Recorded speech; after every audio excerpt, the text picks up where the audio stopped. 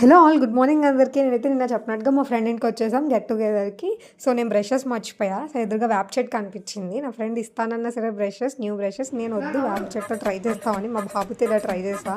So వాడి reactions అయితే వేప పుల్లతో అప్పట్లో ఓల్డ్ స్టైల్ ట్రై చేసేసరికి నాకైతే ఫుల్ నవ్వొచ్చింది.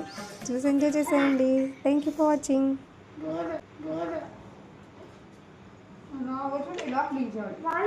నేను పోతాను అన్నయ్య, నేను పోతాను. నాకు ఇది వద్దు వద్దు అన్నయ్య, నేను పోతాను అన్నయ్య. ఇట్టాడిదేదో అవుద్దని అన్నిసార్లు అడిగారు. ఎక్కడికి వెళ్తున్నావు అని. మీకు అసలు ఏం రైట్స్ ఉన్నాయండి మమ్మల్ని ఇడికి తీసుకొచ్చి చంపడానికి?